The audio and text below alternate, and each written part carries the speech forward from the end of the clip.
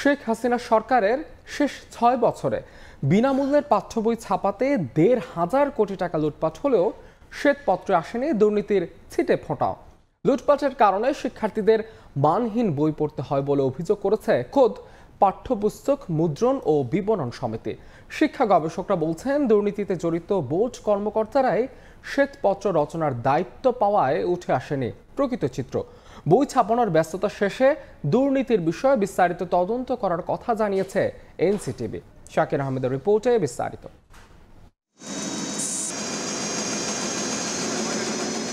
২০১০ সাল থেকে প্রাথমিকের পাশাপাশি মাধ্যমিক পর্যায়ের শিক্ষার্থীরাও বিনামূল্যের পাঠ্য বই পাচ্ছে। তবে জাতীয় শিক্ষাক্রম ও পাঠ্যপুস্তক বোর্ড এনসিটিবির বেঁধে দেয়া মানের তোয়াক্কা না করেই নিম্নমানের কাগজে ছাপানো হয় বই। সিন্ডিকেট লুটে নেয় কোটি কোটি টাকা। শুধু ২০২৩ সালেই বই ছাপানোর কাজে ২৬৭ কোটি টাকার অনিয়ম পেয়েছে মহা হিসাব নিরীক্ষক ও নিয়ন্ত্রক কার্যালয়ের অধীন শিক্ষা ও ঋণ অধিদপ্তর। ২০১৮ সাল থেকে ৬ বছরে লুটপাট হয়েছে ১,৫০০ কোটি টাকা। সম্প্রতি প্রকাশিত শ্বেতপত্রে রহস্যজনকভাবে বই ছাপানোর কাজের এই অনিয়মের কোনো তথ্য নেই। টাকার অঙ্ক তো দূরের কথা, এড়িয়ে যাওয়া হয়েছে বই ছাপানোর দুর্নীতির খাতগুলোও। বিশেষজ্ঞরা বলছেন, দুর্নীতিতে জড়িত বোর্ড কর্তারাই শ্বেতপত্র রচনার দায়িত্ব পাওয়ায় আড়ালেই থেকে গেছে হরিলুটের চিত্র।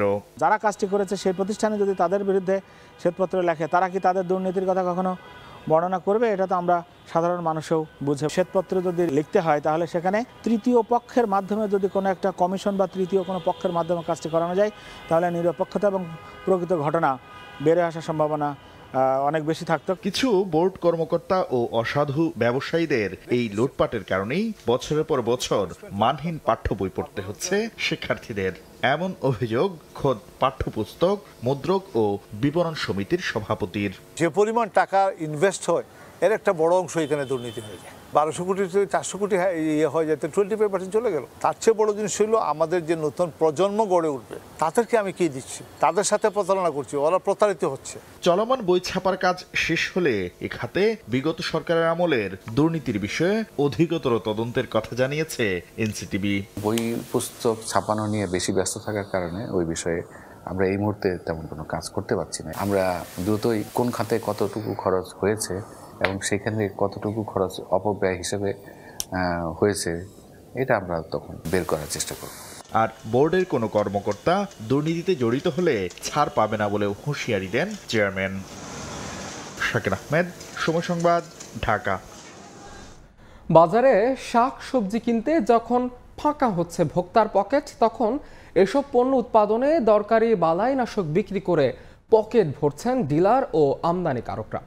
আমদানি মূল্যের চেয়ে ৩ থেকে ৫ গুণ বেশি দামে কৃষকের কাছে বিক্রি হচ্ছে কীটনাশক। এমন তুঘলকি কাণ্ডের চিত্রই উঠে এসেছে সময় সংবাদের অনুসন্ধানে, যা বাড়িয়ে দিচ্ছে পণ্য মূল্য। কৃষি অর্থনীতিবিদরা বলছেন, সরকারের উদাসীনতার কারণেই কৃষক ও ভোক্তাকে জিম্মি করে ইচ্ছে মতো ব্যবসা করছেন আমদানিকারকরা। ধামরাই ও মানিকগঞ্জ ঘুরে রিপোর্ট করেছেন ফরহাদুর রহমান। বাজার তো নিয়ন্ত্রণের বাইরে। বাজারের অবস্থা বলতে গেলে তো কষ্ট লাগে। পেঁয়াজের কাঁচার দাম বেশি, তার মরিচের দাম বেশি, বলে তো অনেক বেশি দাম, সবকিছুর দামই বেশি। নিত্যপণ্যের বাজারে ভোক্তার এমন নাজেহাল দশার দায় কার? মধ্যস্বত্বভোগী ছাড়া আর কি বাড়িয়ে দিচ্ছে পণ্যমূল্য? এই প্রশ্নের উত্তর খুঁজতে কৃষকের কাছে সময় সংবাদ। ধামরাইয়ের কৃষক আব্দুর রশিদ, তার দাবি উৎপাদন খরচ বেড়ে যাওয়ায় টিকে থাকা দায়। এক প্যাকেট দানা কিনতে লাগে ১,০০০ টাকা, ৮০০ টাকা, ৯০০ টাকা, ৭০০ টাকা। দেখা যায় ১ সিট বীজ দিলে ১,৫০০, ৮০০, ৯০০ করে টাকা। ম্যাক্সিমাম খেতে যে খরচ ওই লাভে নেই। উৎপাদন খরচ বাড়ছে কিভাবে, সেই প্রশ্নের উত্তর মেলানোর চেষ্টা করছেন মানিকগঞ্জের মাদ্রাসা শিক্ষক রিয়াদুল ইসলামও। ১৫ থেকে ২০ বিঘা জমিতে আবাদ করতে যিনি ৪০ থেকে ৫০ হাজার টাকার কীটনাশক কেনেন বছরে, তার সন্দেহ বালাইনাশক কেনাবেচা হচ্ছে অযৌক্তিক দামে। কীটনাশকটা যে কোম্পানি বানাইতেছে তার কত টাকা খরচ হচ্ছে এবং ভোক্তা পর্যায়ে আমি কত টাকা কিনতেছি, এই বিষয়টা সরকারের আমি তদারকি করার জন্য বিনয়ের সাথে এবং করজোরে আবেদন জানাচ্ছি। আপনাদের কি মনে হয় ওনারা বেশি নেয়? অবশ্যই আমি মনে করতেছি। রোগমুক্ত ফসল আর ভালো ফলনের আশায় কীটনাশকের উপর ভরসা করেন কৃষকেরা, কিন্তু বছর বছর সেই কীটনাশকের উচ্চ মূল্য প্রথমে চিন্তার ভাঁজ ফেলেন এসব কৃষকের কপালে, পরে যার চূড়ান্ত মাসুল গুনতে হয় ভোক্তাদের। প্রশ্ন উঠেছে, কি দামে আমদানি করা হচ্ছে এসব কীটনাশক আর কতটা যৌক্তিক দামে বিক্রি করা হচ্ছে। ডিলারের কাছে পাওয়া একটি কোম্পানির ইনভয়েসে দেখা যাচ্ছে 400 গ্রাম ওজনের 1 কার্টন বালাইনাশক ডিলার কেনেন 640 টাকায়, যার বিক্রয় মূল্য 2140 টাকা। আর এনবিআর এর তথ্য এর আমদানি খরচ 418 টাকা। 696 টাকায় আমদানি করা আরেকটি বালাইনাশকের কেজির প্রতি খুচরা মূল্য নির্ধারণ করা হয়েছে 3240 টাকা। যদিও ডিলারদের দাবি কৃষকের কাছে বিক্রি করেন অনেক কম দামে। এমআরপি যাই দেওয়া থাক, আমরা ওইভাবেই করি না। এমআরপি ধরে যদি বেশি তাহলে কৃষকের কাছে অনেক টাকা নেওয়া। রেট তো আছে 54 টাকা, এটা আমার বিক্রি করতে হয় 20 টাকা। অন্য কোম্পানির ঘাড়ে দায় চাপিয়ে আমদানি খরচ আর খুচরা মূল্যের এমন আকাশ পাতাল পার্থক্যের ব্যাখ্যা দিলেন ওই আমদানিকারক। কনভেনশনাল যে প্রচারটা আমরা সবাই প্রসেসকে ফলো করি। যেমন ধরেন একটি নতুন একটা প্রোডাক্ট কেউ যদি বাজারে ইন্ট্রোডিউস করে, লঞ্চিং করে, তাহলে সে দেখে এই প্রোডাক্ট কারা কারা বিক্রি করছে, তাদের প্রোডাক্টে কপি করে, হয়তো 1 টাকা কম 1 টাকা বেশি, এটা হচ্ছে প্রথা। কৃষি অর্থনীতিবিদরা বলছেন কৃষি খাতে সরকারের উদাসীনতার সুযোগ নিচ্ছে অসাধু ব্যবসায়ীরা। কৃষক ও ভোক্তাকে রক্ষা করতে দরকার একটি বিশেষ কমিশন। কৃষি পণ্যের দাম নির্ধারণ করার জন্য একটা জাতীয় কমিটি থাকে, তাকে বলা হয় এসিসি। এইটা নাই। বর্তমানে উপদেষ্টা কমিটি তো 10টা কমিশন করছে, কিন্তু কোনো কৃষি কমিশন করে নাই। এগুলি তো কৃষির প্রতি অবহেলা। কৃষির এই সুযোগটাই পাবলিক বা ব্যবসায়ীরা নেয়। অযৌক্তিকভাবে বেড়ে যাওয়া উৎপাদন খরচ নিয়ন্ত্রণ করতে না পারলে যৌক্তিকভাবে পণ্যমূল্য নিয়ন্ত্রণ করা সম্ভব নয় বলেও দাবি কৃষি অর্থনীতিবিদের। ফরহাদুর রহমান, সময় সংবাদ, ঢাকা। নদীর পাশেই ইট ভাটা। পানিপথে মাটি ও ইট পরিবহনের জন্য কেটে ফেলা হয়েছে বেড়ি বাঁধ। বাঁধের পাশের বাসিন্দাদের চলাচলে নেই কোনো রাস্তা। অভিযোগ উঠেছে গোপালগঞ্জের টুঙ্গিপাড়া উপজেলা আওয়ামী লীগের সাধারণ সম্পাদক ও সহসভাপতির প্রভাব খাটিয়ে কেটে ফেলা হয়েছে বাঁধের 3টি পয়েন্ট। সরকার পতনের পর বাঁধ মেরামতের আশ্বাস দিয়েছে পানি উন্নয়ন বোর্ড। এইচ.এম. মানিকের ছবিতে জয়ন্ত শিরালির রিপোর্ট। মধুমতির বাঁধ কেটে মাটি আনা হচ্ছে ইটভাটায়। গোপালগঞ্জে তারাইল পাচুড়িয়া বন্যা নিয়ন্ত্রণ প্রকল্পের আওতায় নির্মাণ করা হয় এই বেড়িবাঁধ। তবে টুঙ্গিপাড়ার চর গহরডাঙ্গা এলাকায় মধুমতি নদীর তীরে বাঁধের 3টি স্থানে কেটে ভাটায় নেওয়া হচ্ছে মাটি। নিয়মিত ইট পরিবহনের কারণে হুমকিতে বাঁধ। অভিযোগ উঠেছে টুঙ্গিপাড়া উপজেলা আওয়ামী লীগের সাধারণ সম্পাদক মোহাম্মদ বাবুল শেখ ও সহসভাপতি মোহাম্মদ ইলিয়াস হোসেনের মালিকানাধীন ইটভাটায় নদীপথে মাটি ও ইট পরিবহন করতে কেটে ফেলা হয়েছে বাঁধ। এমনকি বাঁধের পাশের বাসিন্দাদেরও দেওয়া হচ্ছে না চলাচলের কোনো রাস্তা। বাটার সামনে দিয়ে কাটি ফেলছে, যার কারণে পানির সময় আমাদের ঘরের ভিতরে পানি ঢুকে যায়। বাইর দিয়ে বাড়তে পারিনি, আমাদের রাস্তা ছিল বাটাওয়ালারা এই যে রাস্তার উপর মাটি কেটে ঢেয়ে থুয়ে দিচ্ছে। আওয়ামী লীগ সরকারের পতনের পর আত্মগোপনে অভিযুক্ত 2 নেতা কেটে ফেলা বাঁধ মেরামতের উদ্যোগ নেওয়ার আশ্বাস পানি উন্নয়ন বোর্ডের। যদি ব্যক্তিগতভাবে কেউ কেটে থাকে, তার যদি কোনো তথ্য উপাধি আমরা পাই, তাহলে তো আইনানুগ আমরা ব্যবস্থা নেব। প্রায় 190 কোটি টাকা ব্যয়ে তারাইল পাচুড়িয়া বন্যা নিয়ন্ত্রণ প্রকল্পের আওতায় 15 কিলোমিটার বাঁধের নির্মাণ কাজ শেষ হয় 2016 সালে। জয়ন্ত শিরালি, সময় সংবাদ, গোপালগঞ্জ। মানিকগঞ্জে 3 ফসলি জমি নষ্ট করে গড়ে উঠেছে ইট ভাটা, পোড়ানো হচ্ছে কাঠ। ফসল নষ্ট হওয়ায় ক্ষতির মুখে কৃষকরা। এদিকে ইট ভাটার ধোঁয়ায় অতিষ্ঠ গ্রামবাসী। তবে পরিবেশ অধিদপ্তর ও জেলা প্রশাসন বলছে অবৈধ ইট ভাটার বিরুদ্ধে নিয়মিত অভিযান চলছে। রমজান আলীর ক্যামেরায় মোহাম্মদ ইউসুফ আলীর রিপোর্ট।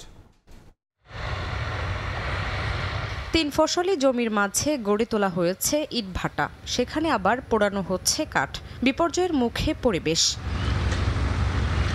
মানিকগঞ্জের ঘিওর, দৌতরা, শিবপুর সহ জেলার বেশিরভাগ ইটভাটার অবস্থা এমন। ফসল নষ্ট হওয়ায় ক্ষতির মুখে কৃষক। কাঠ পোড়ানো নিষিদ্ধ হলেও নানা অজুহাত ইটভাটা কর্তৃপক্ষের। অল্প কিছু হালকা করে লাকড়ি পোড়াইছি আর কি, তাছাড়া এমনি সবসময় আমরা লাকড়ি পরি না। আর যা দেখছেন এগুলো সম্পূর্ণ হলো আপনার হলো লেবারদের পাকশাক করে খাওয়ার জন্য আর কি আসছে।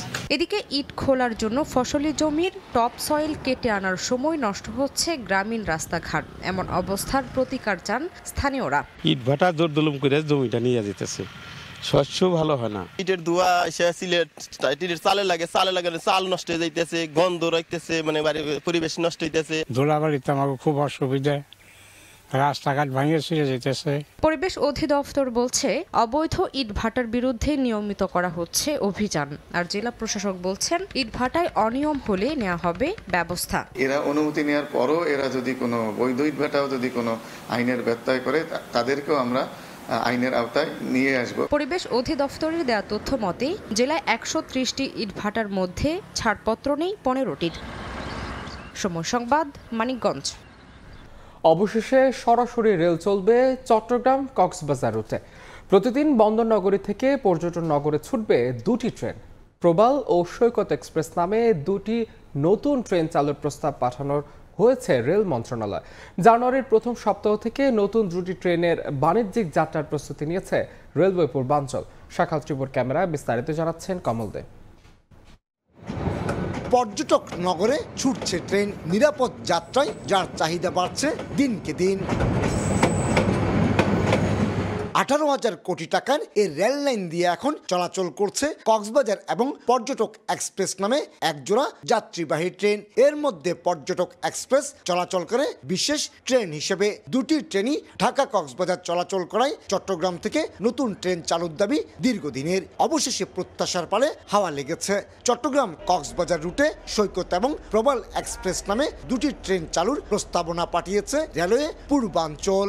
একটা রেক দিয়েই আমরা 2 জোড়া ট্রেন চট্টগ্রাম কক্সবাজারের মধ্যে চলাচল করবে। নতুন যে লাইন হয়েছে এই লাইনের মধ্যে যতগুলো স্টেশন আছে বেশিরভাগ স্টেশনই স্টপেজ দিবে। কক্সবাজার চট্টগ্রামের মধ্যে সকল স্টেশনের এবং সকল থানার যাত্রী সাধারণ সুবিধা পাবে সারা দেশে যাওয়ার। প্রস্তাবনা অনুযায়ী সৈকত এক্সপ্রেস সকাল 6:30টায় চট্টগ্রাম থেকে ছেড়ে গিয়ে 10টায় কক্সবাজার পৌঁছাবে। একই রেক প্রবাল এক্সপ্রেস নাম নিয়ে সকাল 10:20 চট্টগ্রামের উদ্দেশ্যে কক্সবাজার ছেড়ে আসবে। দুপুর 3:45টায় প্রবাল এক্সপ্রেস চট্টগ্রাম থেকে কক্সবাজার এবং সন্ধ্যে 7টায় শেষ ট্রেন হিসেবে কক্সবাজার ছাড়বে সৈকত এক্সপ্রেস। রাজধানী ঢাকা, বন্দরনগরী চট্টগ্রাম হয়ে পর্যটন নগরী কক্সবাজার যাত্রীদের কাছে ট্রেনের টিকিটের চাহিদা আকাশ ছোঁয়া।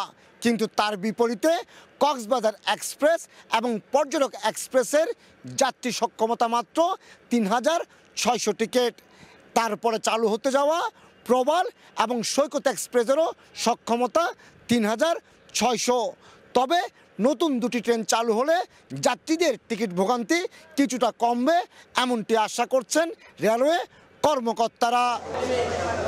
আগের ট্রেন 2টি চট্টগ্রামে মাত্র 20 মিনিটে যাত্রা বিরতি করলো প্রবাল এবং সৈকত এক্সপ্রেসের যাত্রীরা সবগুলো স্টেশনে ওঠানামার সুযোগ পাবেন। অনেক বেশি পরিমাণ চাহিদা এবং আমাদের কাছে অনেক যাত্রীগণ রিকোয়েস্ট নিয়ে আসেন যে তাদেরকে আমরা টিকিটের সংস্থান করে দেওয়ার জন্য, কিন্তু আমাদের নির্ধারিত ট্রেনের বাইরে আমরা কোনো টিকিট দিতে পারতেছি না। আশা করতেছি এটা যাত্রী সাধারণের জন্য অনেক উপকৃত হবেন এবং তারা চট্টগ্রাম থেকে কক্সবাজার পর্যন্ত এই পর্যটন মৌসুমে তারা আনন্দ উপভোগ করতে পারবেন এবং পরিবারের সাথে সময় কাটাতে পারবেন। এদিকে প্রতিবেশী দেশ মিয়ানমার সীমান্তের পাশাপাশি রোহিঙ্গাদের বসবাসের কারণে বাংলাদেশের ইয়াবার ঘাঁটি হিসেবে চিহ্নিত করা হয় পর্যটন নগরী কক্সবাজারকে। বিষয়টি বিবেচনা নিয়ে আগাম প্রস্তুতি নিচ্ছে রেলওয়ে পুলিশ। নতুন ট্রেন চালু হলে নতুন ট্রেন আমরা প্রতিটি ট্রেনের চেষ্টা করব পুলিশ দেওয়ার জন্য, যাত্রীদের নিরাপত্তার জন্য।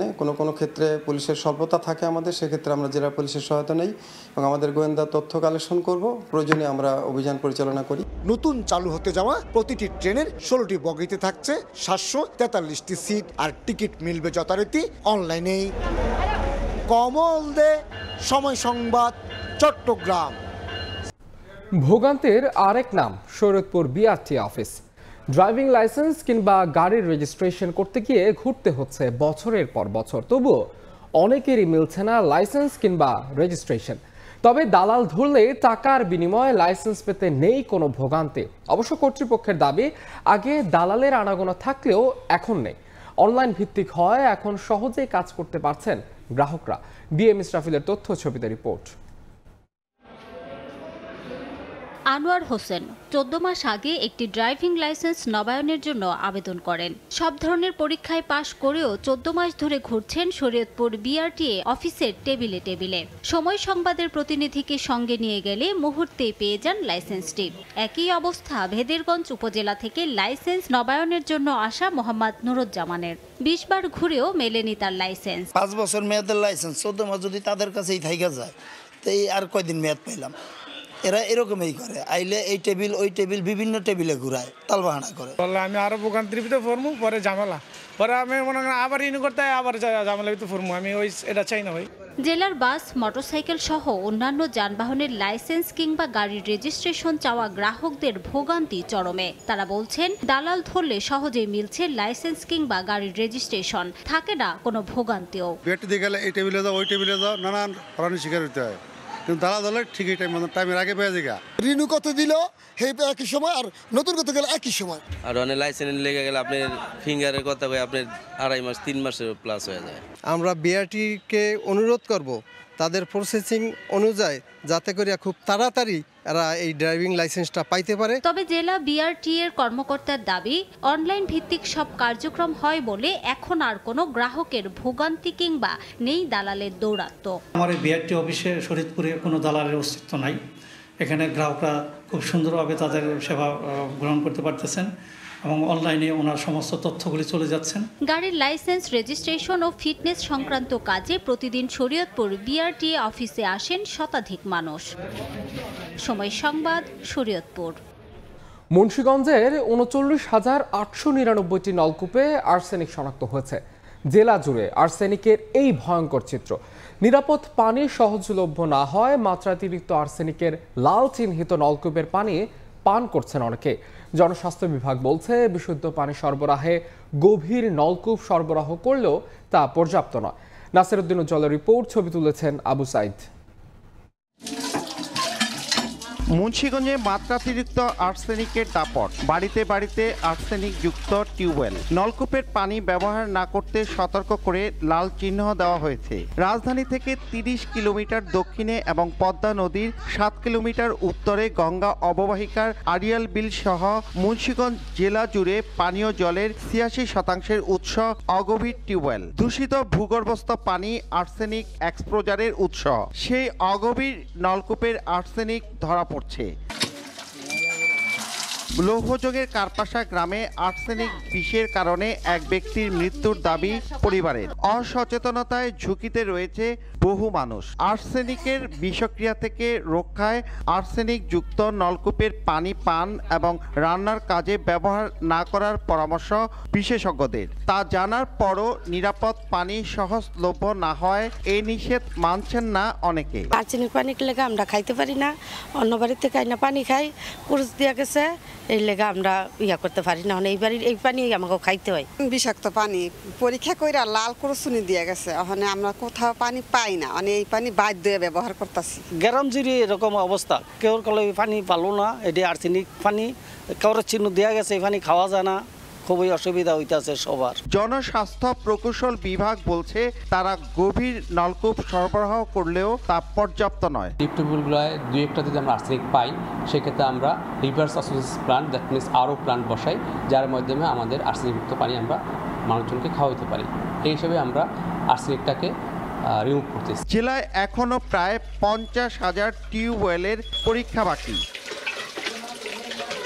জেলার 39,899টি টিউবওয়েলে আর্সেনিক শনাক্ত হয়েছে। জেলাবাসীকে বিশুদ্ধ খাবার পানি নিশ্চিত করার লক্ষ্যে ভূগর্ভস্থ পানির উপর চাপ কমানোর পরামর্শ দিয়েছে জেলার জনস্বাস্থ্য প্রকৌশল অধিদপ্তর।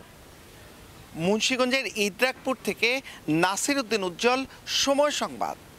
শীতে চাহিদা বাড়ায় টাঙ্গাইলে ব্যস্ত সময় পার করছেন শাল চাদর কারিগররা। তবে সুতাসহ কাঁচামালের দাম বাড়ায়, উৎপাদন খরচ বাড়ায়, পণ্যটির ন্যায্য দাম না পাওয়া নিয়ে হতাশা মালিকদের। ঋণ সহায়তা সহ সরকারি পৃষ্ঠপোষকতার দাবি তাদের। কাদের তালুকদারের তথ্য, রাশেদ খানের ছবিতে রিপোর্ট। ঠান্ডা নিবারণের অন্যতম অনুষঙ্গ শাল, তাই তো শীত মৌসুমে এর চাহিদা থাকে ব্যাপক। খটখট শব্দে মুখরিত টাঙ্গাইলের তাঁতপল্লী। আধুনিক যুগে নানা ডিজাইনের শীতের পোশাক থাকায় চাদর ব্যবসায়ী ভাটা পড়েছে। তাই তো বাহারি রঙের সুতা দিয়ে হাত ও তাঁতকলে আকর্ষণীয় ডিজাইনের কারুকার্যে শাল তৈরি করে ক্রেতা আকৃষ্টের চেষ্টা কারিগরদের। পুরুষের পাশাপাশি নারীরাও কেউ চরকা ঘুরিয়ে সুতা প্রস্তুত করছেন, আবার কেউ চাদরের রং সহ অন্যান্য কাজ করছেন। তবে ন্যায্য মজুরি পাওয়া নিয়ে মিশ্র প্রতিক্রিয়া কারিগরদের। অন্যান্য বছরের তুলনায় এই বছর একটু কাজের চাপটা একটু বেশি। যে মজুরি আমাকে দেয় এই মুজের আসলে আঙ্গ পুষে না। ব্যবসা যদি ভালো হয় তখন আমাদের পারিশ্রমিকটা ভালো পাওয়া যায়। এদিকে শাল তৈরির উপকরণের দাম বাড়ায় লাভবান হওয়া নিয়ে শঙ্কায় তাঁত মালিকরা। শিল্পটিকে টিকিয়ে রাখতে স্বল্প সুদে ঋণ ও সরকারি প্রণোদনার দাবি তাদের। কারণ আমাদের মূল প্রবলেমটা হচ্ছে কাপড় প্রোডাকশন দিতে গিয়ে আমাদের ক্যাশ ক্যাপিটালের ঘাটতি। সুতার দাম বেশি হওয়ার কারণে তো ব্যবসা এখন তেমন একটা ভালো যাচ্ছে না। অল্প সুদে তাঁত শিল্পকে যদি বাঁচিয়ে রাখতে চায় তাহলে অল্প হারে যদি কোনো একটা লোন বা একটা প্রক্রিয়া থাকে বা আমাদের করে দেয় তাহলে আমার মনে হয় তাঁত শিল্পকে টিকিয়ে রাখা উত্তর, আমরা বাস্তব টিকিয়ে রাখতে পারবো। উৎপাদন কম, বিক্রি কম, দুদিকেই কমে গেলে তাহলে এই শিল্পটার অবস্থাটা হবে কি? টাঙ্গাইলে প্রায় 3000 শ্রমিক শাল চাদর তৈরির সঙ্গে জড়িত। সময় সংবাদ, টাঙ্গাইল। চাষাবাদের সুবিধায় আবহাওয়ার 10টি তথ্য জানতে যন্ত্র বসানো হলেও কিছুই জানেন না কৃষকরা। পাশাপাশি ফরিদপুরের প্রতিটি ইউনিয়ন পরিষদে আবহাওয়া display board, rain gauge machine অকেজো দীর্ঘদিন ধরে, তাই মিলছে না সুফল। কৃষি বিভাগ বলছে বিষয়টি ঊর্ধ্বতন মহলে জানানো হয়েছে। শেখদার সজলের পাঠানো তথ্য, ছবি নিয়ে রিপোর্ট। ইউনিয়ন পরিষদের ভবনের দেয়ালে স্থাপন করা হয়েছে আবহাওয়া ডিসপ্লে বোর্ড, তবে অকেজো যন্ত্রগুলোতে জড়িয়ে আছে মাকড়সার জাল। 2018-19 অর্থ বছরে ফরিদপুরের প্রতিটি ইউনিয়ন পরিষদে এমন বোর্ড স্থাপন করে কৃষি সম্প্রসারণ অধিদপ্তর ও আবহাওয়া অধিদপ্তর। সোলার প্যানেল ও অটোমেটিক রেইন গেজ মেশিন বসানো হয় ভবনের ছাদে, কিন্তু দীর্ঘদিন ধরে অকেজো যন্ত্রগুলো। কৃষিকাজের জন্য দৈনিক তাপমাত্রা, বৃষ্টিপাত, ঝড়ের পূর্বাভাস সহ আবহাওয়ার 10টি বিষয়ে তথ্য সংগ্রহ ও প্রকাশের ব্যবস্থা থাকার কথা থাকলেও স্থানীয় কৃষকরা জানেন না এ প্রযুক্তির কথা। আমরা মনে করতাম যে এটা একটা জেনারেটর মেশিন, কিভাবে কি চালাইতে হয়, কিভাবে কি করতে হয়, আমাদের এলাকার কৃষকরা জানে না। উপজেলায় যতগুলো মেশিন আছে আমরা খোঁজ নিয়ে দেখেছি প্রত্যেকটা মেশিনই নষ্ট। কৃষি বিভাগের মাঠ পর্যায়ের কর্মকর্তারা বলছেন যন্ত্রগুলো বিকল হওয়ায় মিলছে না সুফল। প্রায় 7-8 মাস আগে অফিস থেকে একটা রিপোর্ট আমাদের ঊর্ধ্বতন কর্তৃপক্ষকে জানানো হয়েছে যে এটা অচল। আমাদের এখানে যারা পরামর্শের জন্য আসে তাদেরকে আমরা পরামর্শ দিই যে ভাই অমুক তারিখ থেকে অমুক তারিখ পর্যন্ত বৃষ্টি আছে। শিগগিরই সব যন্ত্র মেরামত করে ব্যবহারের উপযোগী করার আশ্বাস কৃষি বিভাগের। কিছু কিছু ডিসপ্লে বোর্ড অবশ্য অকেজো অবস্থায় আছে, এটা প্রকল্পগুলোকে আমরা জানানো হয়েছে এবং আশা করি ইমিডিয়েট এগুলো সক্রিয় আওতায় আসবে। ফরিদপুরে কৃষি আবহাওয়া পূর্বাভাস ডিসপ্লে ও রেইন গেজ মেশিন স্থাপন করা হয়েছে 68টি ইউনিয়ন পরিষদে। সময় সংবাদ, ফরিদপুর। নতুন বছরের শুরুর দিকে সরকারি কার্যক্রম চালু রাখতে $100 বিলিয়ন একটি বিল প্রত্যাখ্যান করেছেন ডোনাল্ড ট্রাম্প ও ইলন মাস্ক। ট্রাম্প ও মাস্কের এই সিদ্ধান্তে তৈরি হয়েছে উত্তেজনা। বিভেদ বাড়ছে রিপাবলিকান পার্টিতে। চ্যালেঞ্জের মুখে পড়ছে রিপাবলিকান হাউস স্পিকার মাইক জনসনের নেতৃত্ব। সরকারের কার্যক্রম বন্ধ হয়ে গেলে যুক্তরাষ্ট্রের অর্থনীতিতে বিশৃঙ্খলা দেখা দিতে পারে। নবনির্বাচিত মার্কিন প্রেসিডেন্ট ডোনাল্ড ট্রাম্প ও ধনকুবের ইলন মাস্ক ক্ষমতা গ্রহণের আগেই নিচ্ছেন একের পর এক সিদ্ধান্ত। এবার যুক্তরাষ্ট্রের হাউস অব রিপ্রেজেন্টেটিভের স্পিকার মাইক জনসনের একটি অস্থায়ী বিলের বিরুদ্ধে অবস্থান নিয়েছেন দুজন। নতুন বছরের শুরুর দিকে সরকারি কার্যক্রম চালু রাখতে $100 বিলিয়ন একটি অস্থায়ী বাজেট নিয়েছিল বিলটি। এই অর্থে দুর্যোগ মুহূর্তের ত্রাণ, কৃষকদের অর্থ সহায়তা ও বাল্টিমোরের সেতু পুনর্নির্মাণের কথা ছিল। তবে ট্রাম্প ও মাস্কের এই অবস্থানের কারণে কংগ্রেসে অস্থিরতা দেখা দেওয়ার পাশাপাশি সরকারের কার্যক্রম বন্ধ হওয়ার ঝুঁকি তৈরি হয়েছে। বিশেষত রিপাবলিকানদের মধ্যে এই বিল নিয়ে তীব্র বিতর্ক দেখা দিয়েছে। এমন পরিস্থিতিতে দলটির মধ্যে বিভাজন তীব্র হচ্ছে এবং জনসনের নেতৃত্বকে বিপদে ফেলেছে। ট্রাম্প ও মাস্কের পদক্ষেপে যদি সরকারের কার্যক্রম বন্ধ হয়ে যায় তাহলে যুক্তরাষ্ট্রের অর্থনীতি ও জনজীবনে নেতিবাচক প্রভাব ফেলতে পারে বলে মনে করছেন অনেকে।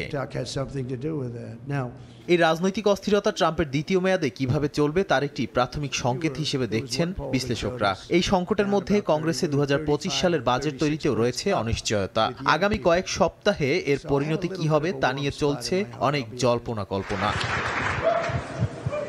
এদিকে ট্রাম্পের মারে লাগো রিসোর্টে ট্রাম্পের সঙ্গে নৈশভোজে অংশ নেন জেফ বেজোস ও ইলন মাস্ক। এদিন ট্রাম্পের অঙ্গ সংগঠনে $1 মিলিয়ন সহায়তার ঘোষণা দেন বেজোস। নাদিম মারজান, সময় সংবাদ।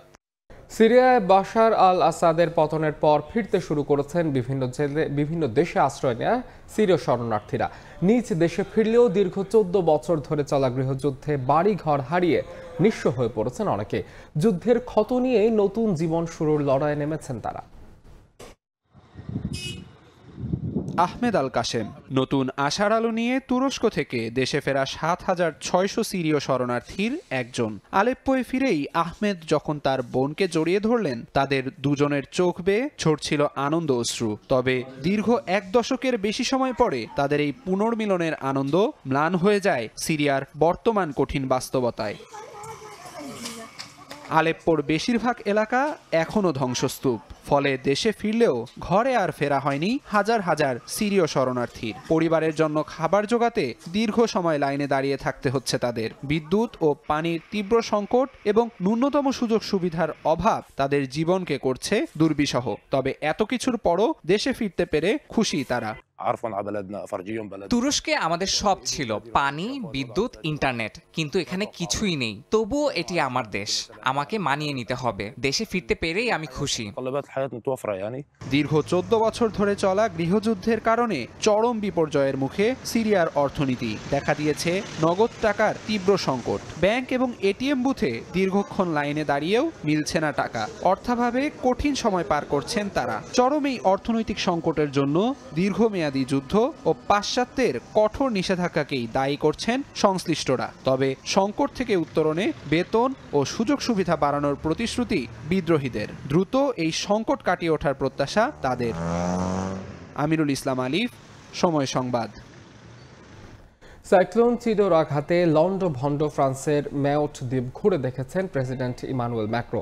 খোঁজ খবর নিয়েছেন ক্ষতিগ্রস্তদের। এ সময় ২৩ ডিসেম্বরে জাতীয় শোক পালনের ঘোষণা দিয়েছেন ফরাসি প্রেসিডেন্ট। তাণ্ডবের কয়েকদিন পরেও বেড়ে চলেছে মৃতের সংখ্যা। চলছে উদ্ধার কাজ, শত শত নিহতের আশঙ্কা করছে কর্তৃপক্ষ। পাখির চোখে ফুটে উঠছে সাইক্লোন চিডোর তাণ্ডবে বিধ্বস্ত বাড়িঘরের দৃশ্য। মাইলের পর মাইল কেবলই ধ্বংসস্তূপের চিহ্ন। ফ্রান্সের ম্যায়োট দ্বীপের বাসিন্দারা এখন বাস করছেন বাস্তুচ্যুতদের মতো। নেই পর্যাপ্ত সুপেয় পানি, মুখে দেওয়ার মতো খাদ্যও নেই। স্থানীয় সময় বৃহস্পতিবার দ্বীপটি পরিদর্শন করেছেন প্রেসিডেন্ট ইমানুয়েল ম্যাক্রো। তাকে পেয়ে কান্নায় ভেঙে পড়েন অসহায় বাসিন্দারা। সবার দ্বারে দ্বারে গিয়ে কুশল বিনিময় করায় বেশ খুশিও তারা। এদিন ম্যায়োটের হাসপাতালও ঘুরে দেখেন ফরাসি প্রেসিডেন্ট। গণমাধ্যমে দেওয়া সাক্ষাৎকারে ২৩ ডিসেম্বরে জাতীয় শোক পালনের ঘোষণা দেন ম্যাক্রো। শনিবার ধ্বংসযজ্ঞ চালিয়ে সাইক্লোন চিডো বিদায় নিলেও এখনও বেরিয়ে আসছে একের পর এক মরদেহ। তাই উদ্ধার কাজ চালিয়ে যাচ্ছেন উদ্ধারকর্মীরা। এর মধ্যেই ভারত মহাসাগরে অবস্থিত ফ্রান্সের বিভিন্ন দ্বীপ সাহায্যের হাত বাড়িয়েছে ম্যায়োটের দিকে। রিউনিয়ন দ্বীপ থেকে ২৩ টন সুপেয় পানি সহ পাঠানো হয়েছে বিভিন্ন ধরনের মানবিক সহায়তা। নাদিম মারজান, সময় সংবাদ। ৯০০ কোটির রিজার্ভ মন্ত্রণালয় থেকে দেওয়া হয়েছে সংস্কার বাজেট, অথচ ফ্লাডলাইট সমস্যা সমাধানে গড়িমসে বিসিবি। সিলেটে আধুনিক ফ্লাডলাইটকে বসানোর কাজ তাই আলোর মুখ দেখছে না নিকট ভবিষ্যতে। তবে ভাগ্য বদলাচ্ছে গ্রাউন্ডসম্যানদের। এনসিএল-এ বাড়তি দায়িত্ব পালনে মিলতে পারে বিশেষ বোনাস। সিলেট থেকে সাব্বির মিথুনের রিপোর্ট। সরকার বদলে ভাগ্য খুলেছে বিসিবির। ঢাকা, সিলেট আর চট্টগ্রামের ভেন্যু সংস্কারে ৩৫ কোটি টাকার বাজেট বরাদ্দ ক্রিকেট অভিভাবকদের জন্য। সে টাকার সংস্কার কাজও চলছে বেশ জোরে সোরে। সিলেটেও হচ্ছে, তবে সে সংস্কারে জায়গা হয়নি স্টেডিয়ামের মূল সমস্যাটা ফ্লাড লাইট সংকট। রাজশাহী থেকে আনা লাইট বসানোর কাজ শেষ হয়নি এখনো। এবছরের শিলাবৃষ্টিতে ক্ষতি হয়েছে আরো। অধিকাংশ লাইট নষ্ট হয়ে যাওয়ায় রাতে ম্যাচ আয়োজনের সুযোগ নেই। প্রত্যাশা বিপিএল এর আগেই শেষ হবে ফ্ল্যাট লাইট সংকট। তবে সে সমাধান ক্ষণস্থায়ী। শিলাবৃষ্টির হাত থেকে পরিত্রাণ পাবার একমাত্র উপায় এলইডি লাইট। আধুনিক সে লাইট প্রতিস্থাপনে ভেন্যু প্রতি দরকার পড়বে ১৩ থেকে ১৪ কোটি টাকা। ৯০০ কোটি রিজার্ভ থাকা বিসিবির জন্য এমন সংস্কারের দরকার কেবলই সদিচ্ছা। তা না থাকায় আপাতত ভাগ্য বদলাচ্ছে না এই ভেন্যুর। আমরা হয়তো এনসিএল ফেজে আপনার ফ্লাড লাইটের সাপোর্টটা পাবো না, মানে যতটুকু আপনার মানে অল্প লাইট থাকা অবস্থায় যেটা কাভার করা যাচ্ছে নাইট ম্যাচের জন্য সাফিসিয়েন্ট না, বাট ওইটা হয়তো আপনার ২৫ তারিখের পরে সলভ হয়ে যাবে। এটা অনেক বড় একটা ইনভেস্টমেন্টের বিষয়। এখানে আপনার এনএসসিরও একটা ডিসিশনের বিষয় আছে। অবশ্যই এলইডির কোয়ালিটি অনেক ভালো, অনেক ব্রাইট, আবার আপনার ডিউরেবিলিটি অনেক বেশি। সো এলইডি হলে ভালো হয়, বাট একটা বড় ইনভেস্টমেন্টের বিষয় থাকে। আপাতত মানে নর্মাল যে লাইটগুলো আমরা ইউজ করছি এগুলোই আমরা মানে ডিসিশন পেয়েছি। যদিও সংবাদ প্রচারের পর ভাগ্য একটু হলেও বদলাতে পারে গ্রাউন্ডের মাঠ কর্মীদের। এনসিএল-এ বাড়তি কাজ করায় বাড়তি অর্থ জুটবে তাদের কপালে। এখনো তো চলছে, আমাদের তো মাঝখানে অনেকদিন মিটিং হয় নাই। আগামী শনিবার দিন আমাদের একটা মিটিং হওয়ার কথা, তো ওইখানে আমরা এটা রেজ করব। 25 তারিখে এই ভেন্যুতে হবে বিপিএল উদ্বোধনী। মাতাবেন জেমস সহ অনেক সঙ্গীত শিল্পী। এরপর মাঠের খেলা, সব মিলিয়ে আপাতত বিশ্রামের সুযোগ নেই লাক্কাতুরার। সাব্বির মিথুন, সময় সংবাদ, সিলেট। সকালের সময় শীর্ষ সংবাদগুলো জানিয়ে দিচ্ছে আরেকবার। শেখ হাসিনা সরকারের শেষ 6 বছরে পাঠ্য বই ছাপাতে 1,500 কোটি টাকা লুটপাট। শ্বেতপত্রে আসেনি দুর্নীতির ছিটে ফোটাও, ব্যস্ততা শেষে তদন্তের আশ্বাস এনসিটিভির। আমদানি মূল্যের 5 গুণ পর্যন্ত বেশি দামে কীটনাশক বিক্রিতে চড়া শাক সবজির বাজার। কৃষক ও ভোক্তাকে জিম্মি করে ব্যবসা করছেন আমদানিকারকরা, বলছেন কৃষি অর্থনীতিবিদরা। এই ছিল সকালের সময়, সঙ্গে থাকুন সময়।